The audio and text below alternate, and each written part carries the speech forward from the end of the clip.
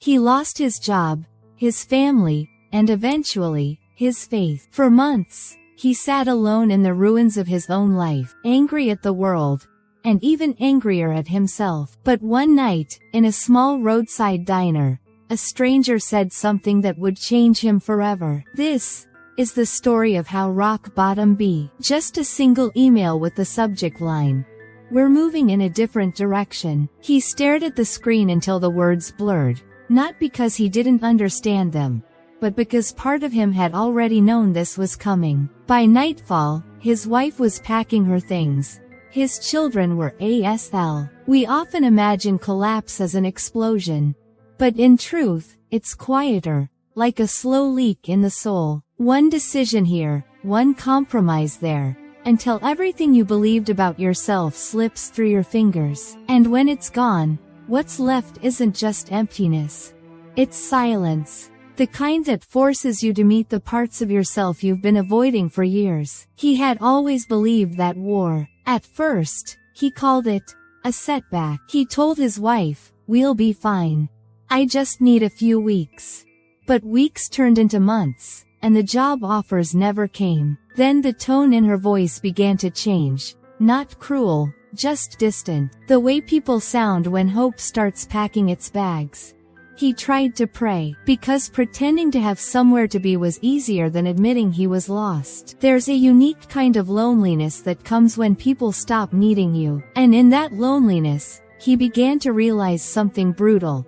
That his entire sense of worth had been rented from other people's approval. And it came with dishes piling up, bills unopened, and the sound of his own breath echoing in a room too big for one man's silence. After she left, the house didn't just feel empty, it sounded different. The television stayed off. The phone didn't ring. Even the refrigerator's hum felt louder, as if that's where he was, not in chaos, but in the quiet that follows it. He thought he could fill it with noise, turned on the radio, opened a bottle, scrolled endlessly.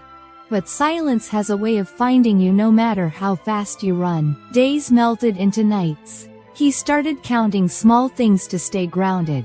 How many steps to the kitchen, how long it took the light. Angry at the boss who let him go, at the wife who couldn't stay, at the God who didn't answer. But underneath the anger was something even heavier, shame. Because deep down, he knew it wasn't just bad luck. It was pride.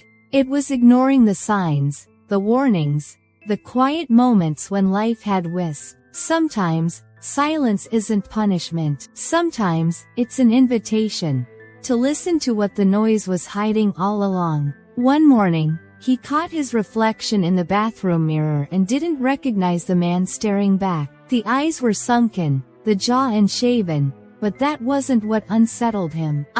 He stood there, gripping the sink, whispering to no one, "What happened to you?" There was no answer, only the uncomfortable truth that maybe, just maybe, he had done this to himself. He had chased success the way addicts chase relief, needing it, defending it, worshipping it. Every compliment had. For years, he had believed that love was earned through performance. Be a provider, be a protector, keep everyone happy. But now, stripped of titles and roles, he saw the truth. He never learned to be loved for simply existing. He wanted to hate his reflection, but what he saw wasn't a villain. That morning, he did something small but sacred. He stopped looking through the mirror, and started looking into it. And in that gaze, he found the first flicker of something he hadn't felt in months. Honesty. Because healing doesn't begin when the world forgives you. It begins the moment you stop. He hadn't planned to stop anywhere. He just drove until the gas light came on, until exhaustion replaced direction. Then he saw it. A flickering neon sign. Maggie's Diner. Open all night. He walked in, soaked and numb, and took a booth by the window. The place smelled of old coffee and second ch. Across the diner sat an older man. Simple clothes, kind eyes, maybe in his 70s. He kept glancing over, not intrusively, just curious.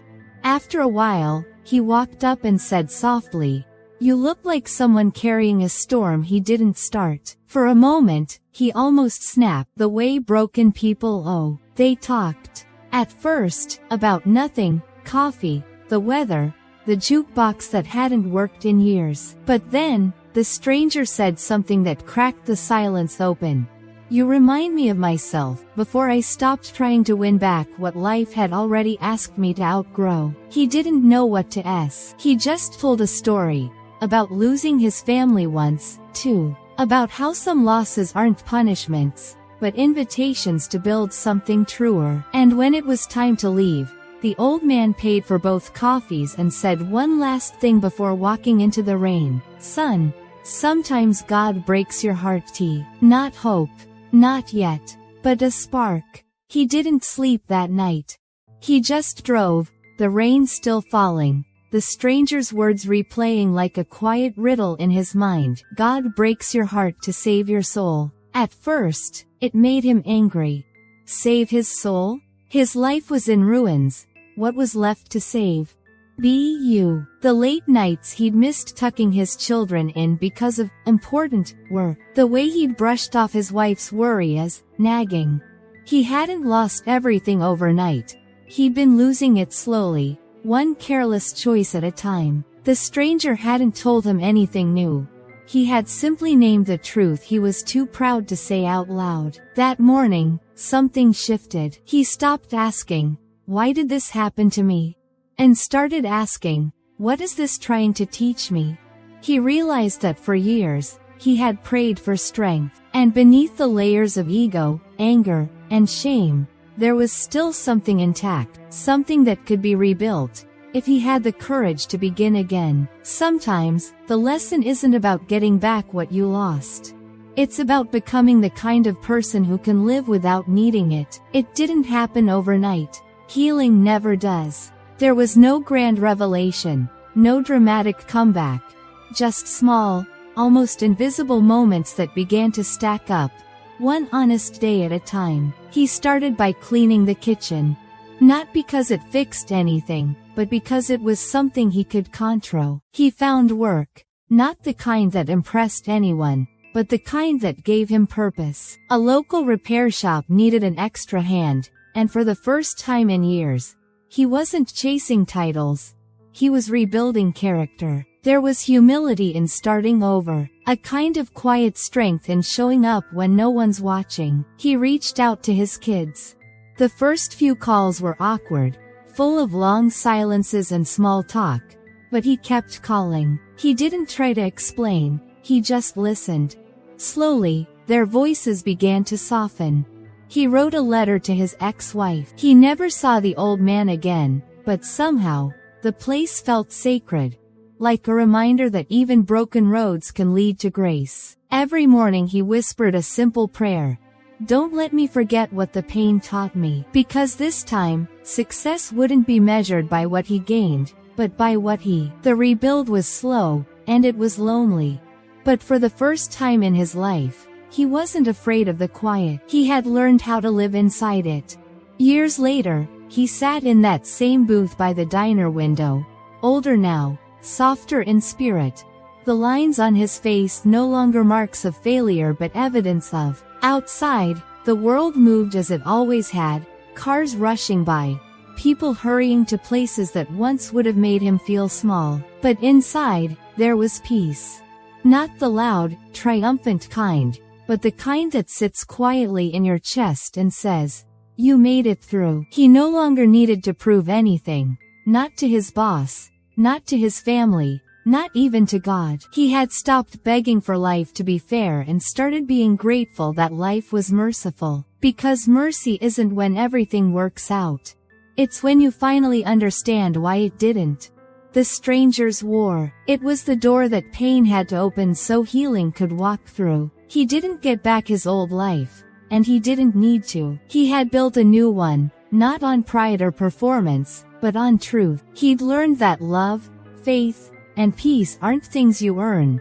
They're things you allow. As he left the diner, the bell above the door chimed softly. He looked up at the sky, clear now after years of rain, and whispered, "Thank you, for taking everything I thought I needed, so I could finally find what I really do. And for the first time in a long time, he didn't feel broken anymore. But if you've lived long enough, you've felt the echo of his story. The slow unraveling of the life you thought you were supposed to have. Maybe it was a job. Maybe it was a relationship. Maybe it was the quiet collapse of your own confidence. And in those moments, it feels like the world is punished. Life takes away what no longer serves who you're meant to become. We spend so much time asking, why me? Yet the deeper question, the one that changes everything, is, what is this trying to show me? Pain isn't always the enemy. It's often the teacher that love sends when we refuse to listen.